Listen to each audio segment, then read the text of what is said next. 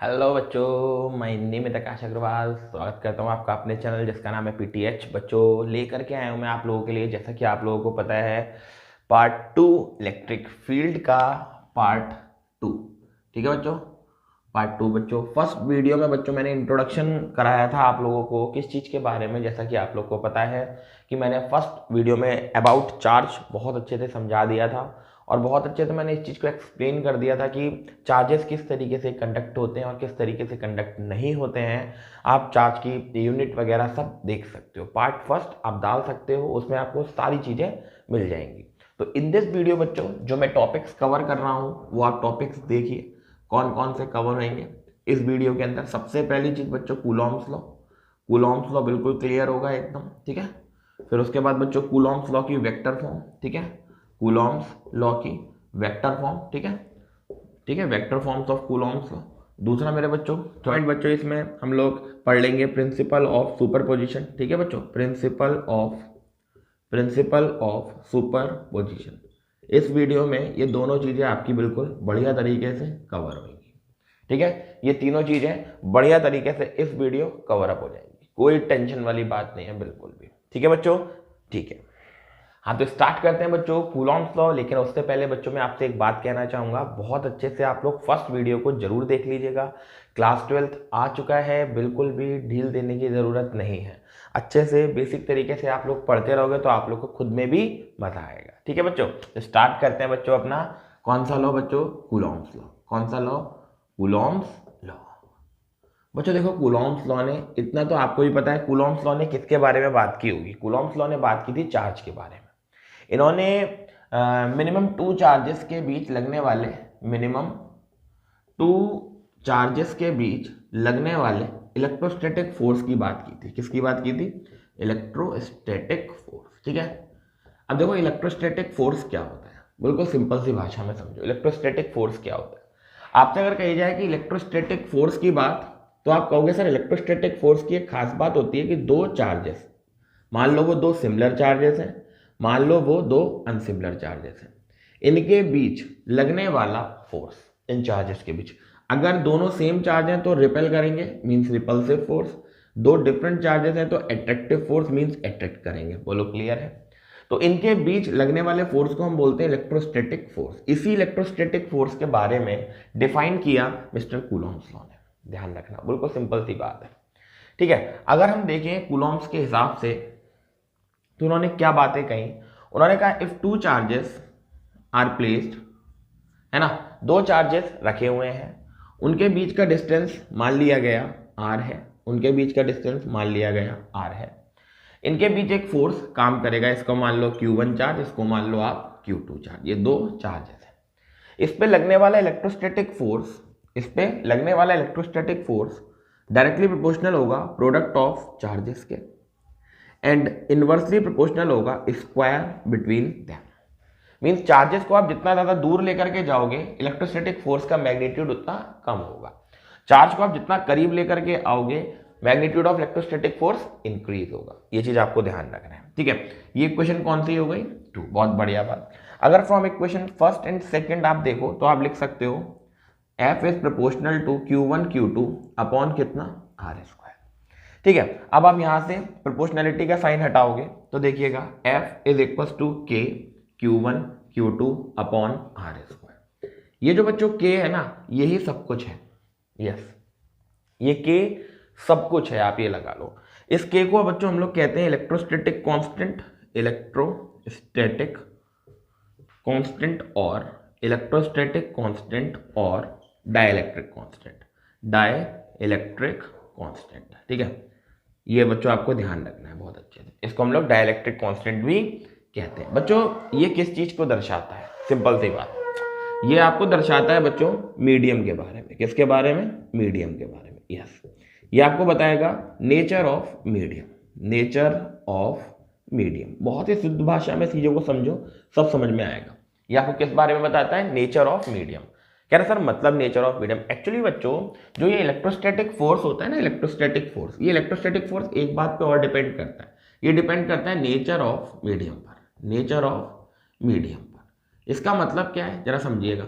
Nature मतलब ये जो आपने दो चार्जेस को पकड़ा है, ये दो चार्जेस आप कहाँ रख रहे हो, किस जगह पे। मींस आपने इसको एयर में रखा है, आपने इसको वैक्यूम में रखा है, आपने इसको वाटर में रखा है, आपने इसको ग्लास में रखा है। ये चीजें भी मैटर करेंगी चार्ज के इलेक्ट्रोस्टैटिक फोर्स पर। ठीक है, इलेक्ट्रोस्टैटिक फोर्स धीरे धीरे वेरी करेगा अगर आप मीडियम को क्या करोगे, चेंज करोगे। ठीक है, मींस इसका क्या हो गया कि अगर आपसे कहा जाए इलेक्ट्रोस्टैटिक फोर्स जो है वो डिपेंड करता है नेचर ऑफ मीडियम पर, यानी कि मीडियम चेंज होने पर, मीडियम वेरी करने पर जो इलेक्ट्रोस्टैटिक फोर्स है वो क्या होगा बच्चों, जरा बताओ आप लोग, चेंज होगा। वो भी क्या करेगा, वेरी करेगा। बिल्कुल सिंपल सी बात, बोलो क्लियर हो गई। तो कूलॉम्स लॉ कितना आया, F is equal to k Q1 Q2 upon r square. इस के को क्या बोलोगे, या तो इलेक्ट्रोस्टैटिक कांस्टेंट या फिर आप क्या नाम दोगे इसका, डाइलेक्ट्रिक कांस्टेंट। ठीक है, जो आपको किस चीज के बारे में बताएगा, नेचर ऑफ मीडियम। ओके बच्चों, कोई दिक्कत तो नहीं, इसको आप लोग नोट करो पहले। हाँ तो बच्चों अब बात करते हैं ये के को हम किस तरीके से और लिख सकते हैं। ठीक है, एक्चुअल बच्चों के को क्या बोला था सर ने, इलेक्ट्रोस्टैटिक कांस्टेंट। बहुत बढ़िया बात, इलेक्ट्रोस्टैटिक कांस्टेंट। अब देखते हैं ये इलेक्ट्रोस्टैटिक कांस्टेंट क्या करता है। बच्चों एक्चुअल में इलेक्ट्रोस्टैटिक कांस्टेंट की जो वैल्यू होती है वो होती है 1/4 पाई एप्सिलॉन नॉट, याद रखो। ठीक है, अब ये एप्सिलॉन नॉट क्या होता है जरा फील करो इसको। एक्चुअली बच्चों ये एप्सिलॉन, मैं तो इसको लिखते क्या है, एप्सिलॉन। ठीक है, एप्सिलॉन। ठीक है, ये एप्सिलॉन नॉट होता है, नॉट का सिंबल होता है जो आपको एयर के बारे में बताता है। ये नॉट जो होता है ये आपको एयर, वो एयर, स्पेस या फिर वैक्यूम के बारे में आपको बताता है। ठीक है, और हम एक चीज ध्यान रखना, अपनी पूरी फिजिक्स के अंदर जो नॉट है इसको हम एयर मानते हुए चलेंगे। क्या मानते हुए चलेंगे, एयर। अब इसका एक्चुअल फिजिक्स में क्या काम होता है वो समझो। इसको एक्चुअल में बोला जाता है बच्चों परमिटिविटी। क्या बोला जाता है, परमिटिविटी, परमिटिविटी। बहुत बढ़िया बात, क्या बोला जाता है, परमिटिविटी। बिल्कुल ध्यान से, बिल्कुल अच्छे से, बढ़िया तरीके। ठीक है, इसको बोलते हैं परमिटिविटी। नाम में देखो सब कुछ है। परमिटिविटी मीन्स, परमिट मीन्स किसी को परमिशन अलाउ करना। ठीक है, यानी कि ये आपको क्या करता है, to allow the charge can be move in the medium. ये काम होता है किसका, परमिटिविटी का, जो अलाउ करती है या परमिशन करती है चार्ज को मूव कराने में, हेल्प करती है। ठीक है, तो उसी को हम क्या बोलते हैं, परमिटिविटी। तो यहाँ पे K is equal to 1/4 pi epsilon naught. तो कूलॉम्स लॉ का क्या होगा एक्सप्रेशन, अब Q1 Q2 K की जगह तो रख दिया 4 पाई एप्सिलॉन नॉट इनटू में कितना, आर स्क्वायर। ये हमारे पास बच्चों क्या निकल के आता है, कूलॉम्स लॉ का बिल्कुल सिंपलेस्ट फॉर्म है ये। ठीक है, F is equal to Q1 Q2 upon 4 pi epsilon naught into r square. बहुत अच्छे से इसको आपको ध्यान रखना है। ठीक है, अब इसकी यूनिट वगैरह निकाल लेते हैं बढ़िया करके, हमें K की यूनिट चाहिए है ना।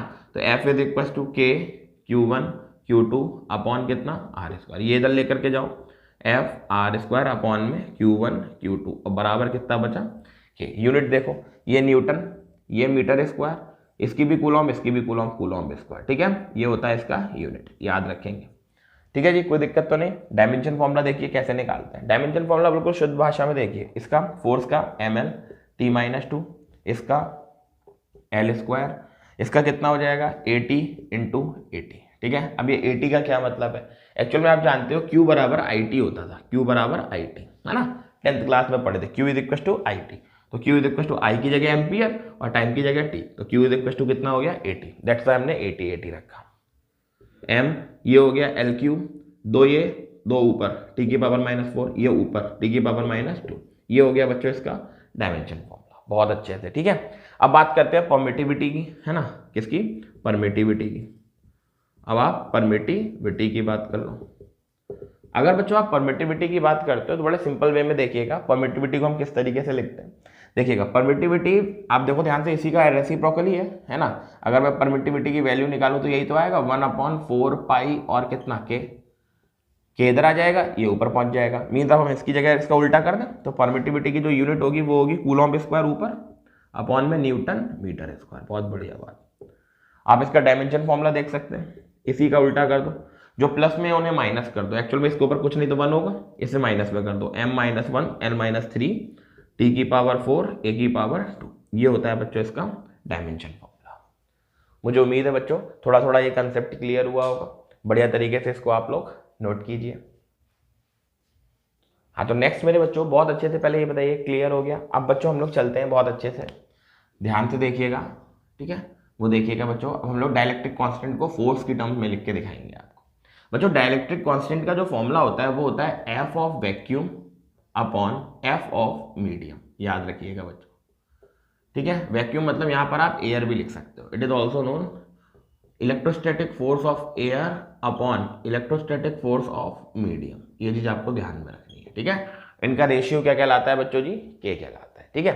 अब आप जानते हो अगर मैं एयर के लिए इलेक्ट्रोस्टैटिक फोर्स लिखूं तो आप कहोगे सर के Q1 Q2 upon r square, तो इसके लिए एयर के लिए आप क्या लिख सकते हो? 1 upon 4 pi epsilon naught Q1 Q2 upon r square, ठीक है? इक्वेशन कौन सी? हम क्या मीडियम के लिए लिखिए तो एफ ऑफ मीडियम, ठीक है? आप अगर मीडियम के लिए लिखोगे तो 1 अपॉन 4 पाई एप्सिलॉन नॉट नहीं लगेगा, ठीक है? क्या लग जाएगा यहाँ पर? एम, एम मतलब परमिटिविटी किसी मीडियम की, Q1 Q2 upon r square, equation 2। इन दोनों को कहाँ पे रख दीजिए आप? यहाँ पर के की वैल्यू एयर वाली रखिए 1 upon 4 pi epsilon naught into Q1 Q2 upon r square, इसको आप नीचे रखेंगे, ये ऊपर 4 pi epsilon naught epsilon m into r square upon में Q1 Q2, ये और ये और ये, आर स्क्वायर से r square cancel out, 4 pi से 4 पाई कैंसिल आउट, जो के की वैल्यू आई वो कितनी आई जरा देख सकते हैं आप?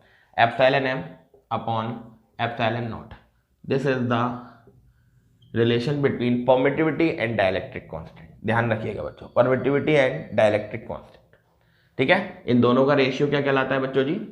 Dielectric constant. इसे हम बोल सकते हैं परमिटिविटी इन मीडियम, ठीक है? और इसको क्या बोलेंगे हम लोग? परमिटिविटी इन वैक्यूम, ठीक है? ये हो गया बच्चों हमारे पास बढ़िया तरीके से परमिटिविटी का, ठीक है? अब इनकी वैल्यूज वगैरह होती हैं बच्चों जी, उनको आपको थोड़ा सा ध्यान में रखना है बढ़िया तरीके। भाई अगर मैंने आपको कहा ना हम वैक्यूम की और एयर की और उसकी बात करेंगे, क्या कहते हैं, स्पेस की, ठीक है? तो हम एयर में मानते हुए अगर देखें तो के की वैल्यू याद रखना है आपको 9 इंटू 10⁻⁹ न्यूटन मीटर स्क्वायर पर कूलॉम स्क्वायर, याद रखेंगे, ठीक है? ये हमारी वैल्यू होती है, ठीक है? और ऐसी परमिटिविटी की एप्सिलॉन नॉट की वैल्यू 8.85 इंटू 10⁻⁻12 कूलॉम स्क्वायर पर न्यूटन मीटर स्क्वायर, ठीक है? ये हमारे पास इनके वैल्यूज होती हैं मीडियम के लिए, इनको आप बहुत अच्छे से दिमाग के अंदर रखोगे, ठीक है? मुझे उम्मीद है बच्चों क्लियर हुई होंगी ये सारी चीज़ें बहुत अच्छे से, इनको आप नोट करो अच्छे से। हाँ, तो बच्चों नेक्स्ट हम लोग जो अब बात करने जा रहे हैं वो बात करने जा रहे हैं बच्चों वेक्टर फॉर्म ऑफ कूलॉम्स, ठीक है? वेक्टर फॉर्म ऑफ कूलॉम्स बहुत इंपॉर्टेंट चीज है बच्चों, vector form of coulombs. Actually बच्चों vector form of coulombs law की जरूरत क्यों पड़ी? क्योंकि आपको पता है हम इलेक्ट्रोस्टैटिक फोर्स की बात करते हैं, किसकी बात करते हैं बच्चों? इलेक्ट्रोस्टैटिक फोर्स की, ठीक है? बहुत ध्यान से वीडियो को देखा करो, बिल्कुल एकदम ध्यान से देखोगे हर चीज क्लियर होगी, ठीक है? बिल्कुल ऐसा मत छोड़ा करो कि स्किप करके देखोगे तो कुछ भी समझ नहीं आएगा। ध्यान से प्रॉपर वे में वीडियो को देखा करो, सब समझ में आएगा, ठीक है? 12th क्लास है, जर्नी शुरू हो रही है, हल्के हल्के चीजों को देखते चलोगे सब समझ आने लगेगा, ठीक है? बच्चों इलेक्ट्रोस्टैटिक फोर्स की अगर हम बात करें तो कोई भी फोर्स होता है वो आपको पता है कैसी क्वांटिटी होती है? वेक्टर। और अगर वेक्टर है तो इसके पास अपना खुद का क्या होगा भैया? डायरेक्शन। क्या होगा? खुद का डायरेक्शन। बहुत बढ़िया बात। यानी कि इलेक्ट्रोस्टैटिक फोर्स की अगर आप बात करते हो तो एक वेक्टर क्वांटिटी है, साथ ही साथ डायरेक्शन होगा। डायरेक्शन कैसे होगा वो जरा देखो। जैसे मानो ये एक पॉजिटिव चार्ज, ये एक नेगेटिव चार्ज, ये Q1 चार्ज, ये Q2 चार्ज, इनके बीच का डिस्टेंस कितना? r, इनके बीच का डिस्टेंस कितना? r। बहुत बढ़िया बात, ठीक है? एक्चुअल में क्या होगा आपको पता है, ये वाला चार्ज इस पर फोर्स लगा रहा होगा एक, ये चार्ज 1 ये 2, यानी कि F1 2। ये 2 वाला चार्ज इस पर फोर्स लगा रहा होगा, दिस इज द F21, ठीक है? इसको फोर्स लिखने का तरीका बोलते हैं, ठीक है? इसका मतलब F12 का क्या मतलब है जरा देखना। F12 का मतलब क्या है? F21 का मतलब होता है force is applied by charge Q2 Q1 to Q1। ऐसी F2 उल्टा होता है, ध्यान रखना बच्चों, ठीक है? 1 2 है तो 2 पहले आएगा 1, ठीक है? F21 का मतलब देखो force is applied by charge Q1 to Q2। ध्यान रखिएगा बच्चों जी, ठीक है, इस तरीके से। तो हम लोग जानते हैं सबसे पहले we know F is equal to k Q1 Q2 upon r square. ये हम फॉर्मूला जानते हैं। अब हमें इसका वेक्टर फॉर्म लिखना है, वेक्टर फॉर्मेट देखना बच्चों। वेक्टर फॉर्मेट में F वेक्टर लग जाएगा। आप अगर क्या निकाल रहे हो 1 2, ध्यान से देखिए 1 2, तो 1 2 में क्या होगा K Q1 Q2 सेम रहेगा, R 21 का स्क्वायर। और ऐसे बच्चों यहाँ पे अब डायरेक्शन बताना है ना, डायरेक्शन बताने के लिए आपको पता होना चाहिए कौन से वेक्टर का यूज करते हैं। याद रखा करो बच्चों, 11th क्लास की चीज है। डायरेक्शन को बताने के लिए हम लोग यूनिट वेक्टर का यूज करते हैं। कौन से वेक्टर का? यूनिट वेक्टर का। कौन से वेक्टर का यूज करते हैं? यूनिट वेक्टर का। और यूनिट वेक्टर कितना होता है? R of cap. कितना होता है बच्चों जी? Are cap. बहुत अच्छे से ध्यान रखिएगा, ठीक है जी, आर कैप। इस आर कैप को हम क्या लिख सकते हैं? यहां लिख देते हैं। अगर हम आर कैप किसकी बात कर रहे हैं? 21 की, तो आप लिखोगे R2 minus R1 upon mod are. ध्यान रखना बच्चों जी, ये होता है बच्चों जी लिखने का तरीका, ठीक है, इस तरीके से डायरेक्शन। अब हमने कहा R21 निकालो, F21 निकालो, तो अब आपको भी पता है क्या होना है, K Q1 Q2 upon R12 का स्क्वायर, R12 का स्क्वायर। ये मॉड में भी लगा हुआ होता है वहां पर। और ये अब यहां पर R21 होगा, ये R21 का लिख दिया मैंने, 12 का लिख देता हूं, तो R1 माइनस R2 और अपॉन में मॉड ऑफ R। कई किताबों में आप अगर देखोगे तो यहाँ पे मॉड आर का क्यूब भी लिखा होगा, ठीक है, इस तरीके से भी लिखा होता है, कोई दिक्कत वाली बात नहीं है।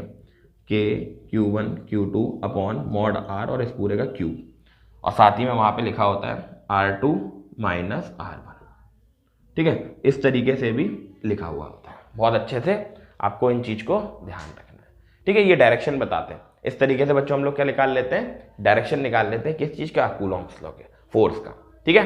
बहुत अच्छे से इसको आप लोग नोट कर लो बढ़िया तरीके से।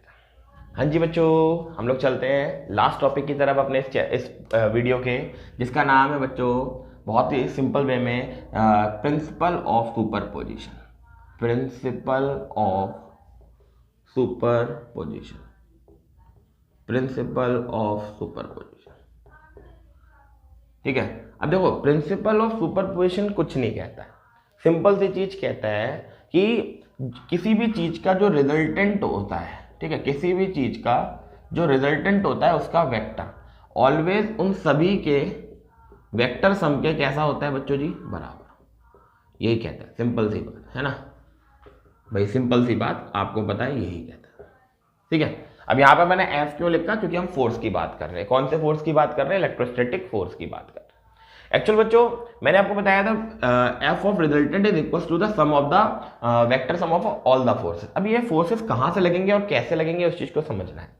देखिए, मानिए कोई एक सिस्टम है, उस सिस्टम में कोई एक Q1 चार्ज लगा है, ठीक है, एक Q1 चार्ज रखा है, और यहाँ पे बहुत सारे चार्जेस हैं, Q2 Q3 Q4 Q5 Qn, इस तरीके। एक्चुअल बच्चों क्या होगा, Q1 हर तरीके से अलग अलग तरीके से सबके साथ कुछ फोर्सेस लगाने की कोशिश करेगा।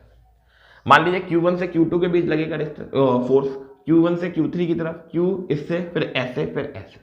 तो ये इलेक्ट्रोस्टैटिक फोर्स जो लगेगा, इसका जो रिजल्टेंट आएगा, यानी कि नेट फोर्स जो आएगा, ठीक है, वो आएगा, जरा ध्यान से देखिएगा, F ऑफ 1 से 2 की तरफ फोर्स, F1 से 3 की तरफ फोर्स, F1 से 4 की तरफ फोर्स, है ना, फिर 1 से n की तरफ फोर्स।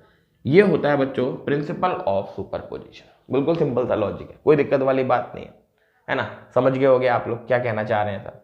सिंपल सी बात कि भाई 1 से 2 के, यानी कि इस वाले चार्ज पे, इस वाले चार्ज से इस वाले चार्ज पर लगने वाला फोर्स का वेक्टर सम, प्लस इस वाले चार्ज से इस वाले चार्ज पर लगने वाले फोर्स का वेक्टर सम। इस तरीके से इन सबका जो मैग्नीट्यूड होगा वो ऑलवेज इस वाले फोर्स के कैसा होगा? बराबर होगा। इसी को बोलते हैं हम प्रिंसिपल ऑफ सुपरपोजिशन, ठीक है, पक्का। The resultant force is equals to the vector sum of all the forces which applied by the charge to the other charge। इसी को हम क्या बोलते हैं? सिंपल सी भाषा में इसी को हम बोलते हैं आपका वेक्टर फोर्स। बोलो वो प्रिंसिपल ऑफ सुपरपोजिशन। बहुत अच्छे से इस चीज को आप लोग दिमाग के अंदर रखेंगे, ठीक है, कि प्रिंसिपल ऑफ सुपरपोजिशन क्या होता है, ठीक है। तो प्रिंसिपल ऑफ सुपरपोजिशन का मम्मी पूजा कर रही है इसलिए थोड़ी सी संग की आवाज आई, सॉरी बच्चों, ठीक है। तो देखिएगा बच्चों, प्रिंसिपल ऑफ सुपरपोजिशन का क्या मतलब हो गया। प्रिंसिपल ऑफ सुपरपोजिशन का मतलब हो गया द रिजल्टेंट फोर्स जो होता है is equals to the vector sum of all the forces लिख लेना which applied by the charge, एक चार्ज के through, by the other charges के थ्रू। इसी को बोलते हैं बच्चों हम लोग प्रिंसिपल ऑफ सुपरपोजिशन। अब यहाँ पे सारे वेक्टर सम्स के फोर्सेज जो अभी सर ने बताए थे वो रख करके आप निकाल सकते हो वैल्यूज को, ठीक है। कोई इसमें इतना बड़ा तड़कता भड़कता फॉर्मेट नहीं है। मुझे उम्मीद है बच्चों क्लियर हुआ होगा। इसे बोलते हैं हम लोग क्या चीज, प्रिंसिपल ऑफ सुपरपोजिशन। अब जो बच्चों अपनी नेक्स्ट वीडियो आने वाली है वो इलेक्ट्रिक फील्ड पर है, सोर्स चार्जेस, टेस्ट चार्जेस और इलेक्ट्रिक फील्ड पर, और बढ़िया तरीके से उस वीडियो को आप लोग देखें ना बहुत अच्छे से। इसी के बाद वाली वीडियो है वो, क्योंकि हल्के हल्के, लेकिन उससे पहले आप लोग प्रीवियस वीडियोस को बहुत अच्छे से देखते हुए चलो ताकि आपके छोटे छोटे डाउट्स क्लियर हो जाए, ठीक है। मैं उम्मीद करता हूँ बच्चों बहुत अच्छे से ये कंसेप्ट क्लियर हुआ होगा। इनको बस आप लोग बढ़िया तरीके से नोट डाउन करो ताकि मैं इसके अब नेक्स्ट वीडियो में इससे रिलेटेड बहुत अच्छे से न्यूमेरिकल्स कराऊंगा, क्योंकि न्यूमेरिकल कराने बहुत ज़रूरी है, ठीक है बच्चों। विदाउट न्यूमेरिकल्स इसको आप फील नहीं कर सकते, ठीक है। तो इस तरीके से यहाँ पर आप लोग इस चीज़ को देखते हुए चलिए, ठीक है बच्चों। मिलते हैं हम लोग नेक्स्ट वीडियो में, जब तक के लिए बच्चों ऑल द बेस्ट।